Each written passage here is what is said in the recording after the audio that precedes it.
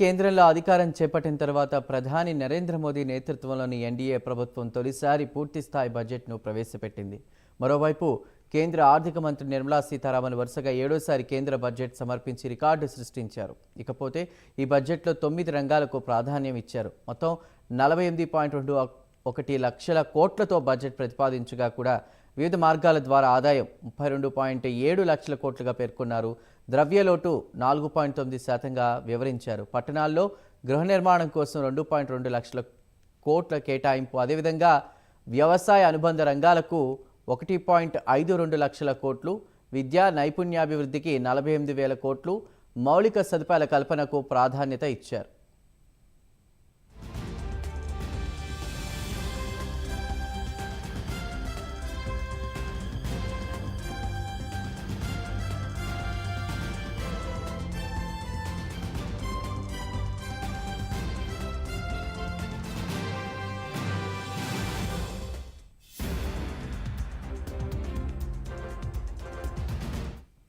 ఆదాయపు పన్నుకు సంబంధించి స్టాండర్డ్ డిడక్షన్ 50,000 నుంచి 75,000కు పెంచారు.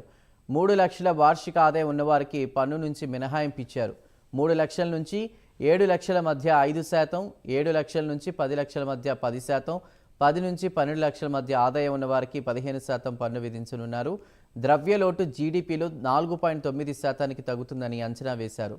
మరింత హేతుబద్ధంగా జీఎస్టీ రేట్లు, విదేశీ ప్రత్యక్ష పెట్టుబడి నిబంధనలు సరళతరం చేయనున్నట్లు తెలిపారు. మరో 3 రకాల క్యాన్సర్ల ఔషధాలపై కస్టమ్స్ డ్యూటీ తగ్గించారు. ఈ కామర్స్ సైట్లకు టీడీఎస్ తగ్గించడంతో ఆన్లైన్ షాపింగ్లో ధరలు తగ్గనున్నాయి. మొబైల్ యాక్సెసరీస్ వాటిపై కూడా 15% కస్టమ్స్ సుంకం తగ్గించారు. 20 రకాల ఖనిజాలపై కస్టమ్స్ డ్యూటీ కూడా తగ్గించారు.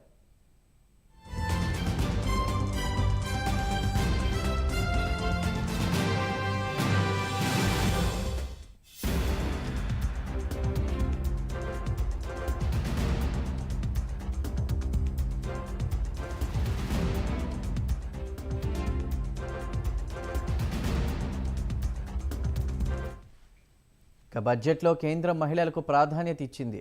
వారి ఆస్తుల రిజిస్ట్రేషన్ డ్యూటీ తగ్గించింది. బంగారం, వెండిపై 6% కస్టమ్స్ డ్యూటీ తగ్గించింది. ప్రధానమంత్రి సూర్యఘర్ పథకం కింద కూడా 1 కోటి ఇళ్లకు 300 యూనిట్ల వరకు కూడా ఉచిత విద్యుత్ సౌకర్యం కల్పించనుంది. అణు విద్యుత్పై దృష్టి సారించిన కేంద్రం కొత్తగా రియాక్టర్లను ఏర్పాటు చేయనుంది. కేంద్ర బడ్జెట్లో ప్రధానమంత్రి ఆవాస్ యోజన కింద కొత్తగా 3 కోట్ల మంది పేదలకు పక్కా ఇళ్లు ఇవ్వనుంది. పట్టణ ప్రాంతాల్లోనే 1 కోటికి పైగా నిర్మాణాలకు నిధులు మంజూరు చేయనున్నారు. 100 పట్టణాల్లో పారిశుద్ధ్య నిర్వహణకు ప్రత్యేక చర్యలు చేపట్టనున్నారు. 25,000 గ్రామాలకు కొత్తగా రహదారుల నిర్మాణానికి నిధులు మంజూరు చేయనుంది. ఇక ఎంఎస్ఎంఈల్లో కొత్తగా 24 సిడ్బీ బ్యాంకులు ఏర్పాటు చేయనుంది కేంద్రం. డార్మిటరీ తరహాలో కార్మికులకు అద్దె ఇళ్ల నిర్మాణం చేయనుంది. 30 లక్షల జనాభా దాటిన 14 నగరాల్లో రవాణా ఆధారిత నగరాభివృద్ధి విధానం అమలు చేస్తామని తెలిపింది. కొత్తగా ఉద్యోగాల్లో చేరిన వారికి మొదటి 4 ఏళ్ల ఈపీఎఫ్ పథకంలో ప్రోత్సాహకాలు అందజేయనుంది.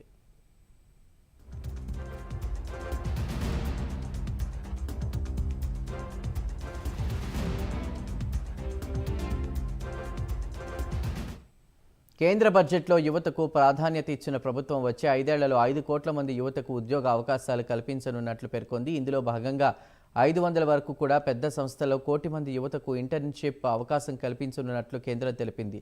ఈ విద్య, ఉద్యోగం, నైపుణ్యాభివృద్ధికి 2024-25 బడ్జెట్లో 1.8 లక్షల కోట్ల రూపాయలు కేటాయించినట్లు ప్రకటించారు. ఉన్నత విద్యను అభ్యసించే వారికి 10 లక్షల వరకు కూడా విద్యా రుణాలు, ఏటా 1,00,000 మంది విద్యార్థులకు 3% వడ్డీకి విద్యా రుణాలు అందజేయనున్నట్లు తెలిపారు. ఏటా 25 లక్షల మంది విద్యార్థులకు నైపుణ్య శిక్షణ కూడా ఇవ్వనున్నట్లు తెలిపారు.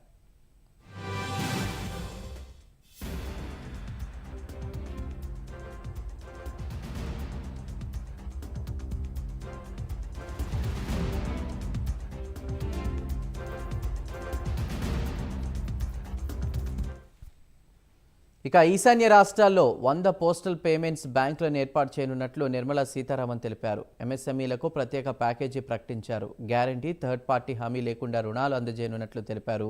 క్రెడిట్ గ్యారంటీ స్కీమ్ అమలు చేస్తామని తెలిపారు. 12 ఇండస్ట్రియల్ పార్కుల ఏర్పాటు, గంగానదిపై మరో 2 భారీ వంతెనల నిర్మాణం, క్రిటికల్ మినరల్ ప్లాంట్లు ఏర్పాటు చేయనున్నారు. ముద్రా యోజన కింద రుణాలు 10 లక్షల నుంచి 20 లక్షలకు పెంచుతున్నట్లు తెలిపారు. 100 ఫుడ్ క్వాలిటీ ల్యాబ్స్ ఏర్పాటు చేస్తున్నట్లు ప్రకటించారు. ఈశాన్య రాష్ట్రాలతో పాటు ఆంధ్రప్రదేశ్, బీహార్లోనూ పూర్వోదయ పథకం అమలు చేయనున్నట్లు వెల్లడించారు.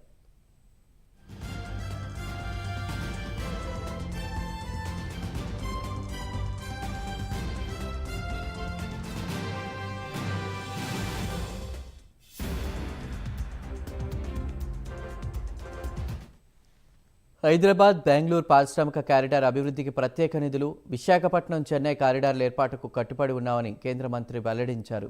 ఇందుకు బడ్జెట్లో కేటాయింపులు చేశామని తెలిపారు. ఏపీ విభజన చట్టం కింద విద్యుత్, జలవనరులు, రహదారులు, రైల్వే నిర్మాణం కోసం నిధులు కేటాయించారు. వెనుకబడిన రాయలసీమ, ప్రకాశం, ఉత్తరాంధ్ర జిల్లాలకు ప్రత్యేక సాయం అందజేయనున్నట్లు ప్రకటించారు నిర్మలా సీతారామన్.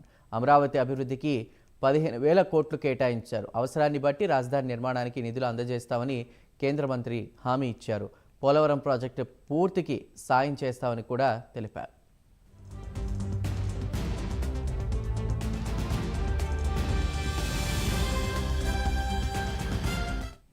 ఇక బడ్జెట్లో బీహార్కు కేంద్రం వరాల జలు కురిపించింది. ఆ రాష్ట్రానికి ఎక్స్ప్రెస్ వేలు, రహదారులకు నిధులు కేటాయించింది. న్యూ అమృత్సర్ ఎక్స్ప్రెస్ వే నిర్మాణం చేపట్టనున్నారు. రోడ్ల నిర్మాణానికి 26,000 కోట్లు కేటాయించారు. ఏటా వరదలతో నష్టపోతున్న బీహార్కు వరద నివారణ, సాగు కార్యక్రమాల కోసం 11,000 కోట్లు కూడా కేటాయించారు. కాశీ తరహాలో గయా, బుద్ధగయ కారిడార్ నిర్మాణం చేయనున్నట్లు కూడా తెలిపారు.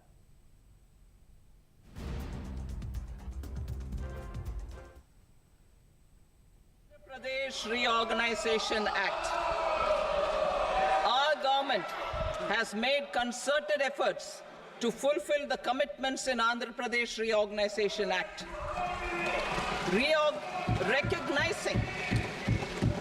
Recognizing the state's need for the capital, recognizing the state's need for a capital, we will facilitate special financial support through multilateral development agencies. In the current financial year, 15,000 crore rupees will be arranged with additional amounts in future years. Our government is fully committed to financing and early completion of the Polavaram irrigation project. In the new tax regime, the tax rate structure is proposed to be revised as follows: 0 to 3 lakh rupees, nil; 3 to 7 lakh rupees, 5%; 7 to 10 lakh rupees, 10%; 10 to 12 lakh rupees, 15%; 12 to 15 lakh rupees, 20%; and above 15 lakh rupees, 30%. As a result of these changes, a salaried employee in the new tax regime stands to save up to 17,500 rupees in income tax. Mobile phone and related parts. With a 3-fold increase in domestic production and almost a 100-fold jump in exports of mobile phones over the last 6 years, the Indian mobile industry has matured. In the interest of consumers, I now propose to reduce the BCD on mobile phone, mobile PCBA, and mobile charger to 15%. Andhra Pradesh Reorganization